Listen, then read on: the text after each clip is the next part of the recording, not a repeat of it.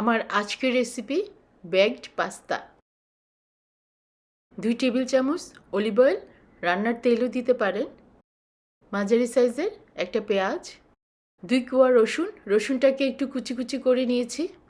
রসুন আর পেঁয়াজ একটু ভাজি করে নিচ্ছি। চিকেনের লেগ থাইকে ছোট ছোট করে কিউব করে নিয়েছি। এখন চিকেনগুলো দিয়ে দিব। লবণ স্বাদ মতন। চিকেনের কালারটা যখন চেঞ্জ হয়ে এরকম সাদা হবে তখন 1 চা চামচ গোলমরিচের পাউডার দিব, 2 চা চামচ chilli flakes, half cup tomato puree, fresh tomato দিতে পারেন। পাশাপাশি এখন পাস্তাটা সিদ্ধ করে নিব। ফুটন্ত গরম পানিতে 1 কাপ পাস্তা, আপনি যে কোনো ডিজাইনেরই পাস্তা দিতে পারেন।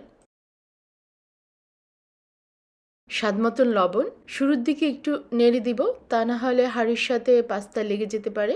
এই তো সিদ্ধ হয়ে গেল পাস্তা, 10 মিনিটের মতো লেগেছে। বাটার 3 টেবিল চামচ, আমি মিল্ক সস বানাবো। চুলাটা একদম কমানো, তা না হলে বাটারটা পুড়ে যাবে। বাটার গলে যাওয়ার সাথে সাথেই 2 কোয়া রসুন দিব, আমি কুচি করে রেখেছিলাম আগে থেকেই। একটু ভেজে নিব যেন রসুনের স্মেলটা চলে যায়।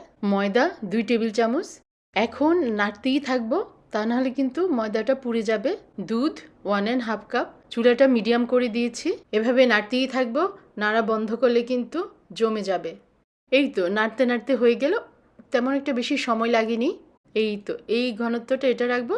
এখন চুলাটা অফ করে দিব। চিকেনের সাথে পাস্তাগুলো দিয়ে দিচ্ছি।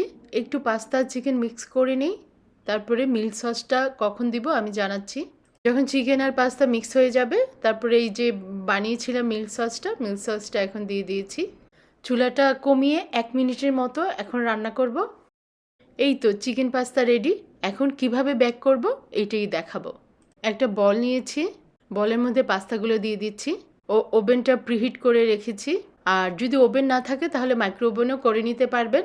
এই পাস্তার উপরে এখন মোজারেলা চিজ দিয়ে দিচ্ছি। আমার বেক পাস্তাটা তো অনেক মজা হয়েছে, রেস্টুরেন্ট থেকেও অনেক মজা লেগেছে আমার কাছে। আপনি একবার বানিয়ে দেখতে পারেন। এই তো হয়ে গেল বেক পাস্তা। মাইক্রো ওভেনে করতে হলেও এরকম যখন মেল্ট হয়ে যাবে চিজটা তখনই নামিয়ে নেবেন। আমি ওভেনে করেছি। আল্লাহ আমাদের সবাইকে ভালো রাখুক, সুস্থ রাখুক। দেখা হবে নেক্সট ভিডিওতে ইনশাল্লাহ।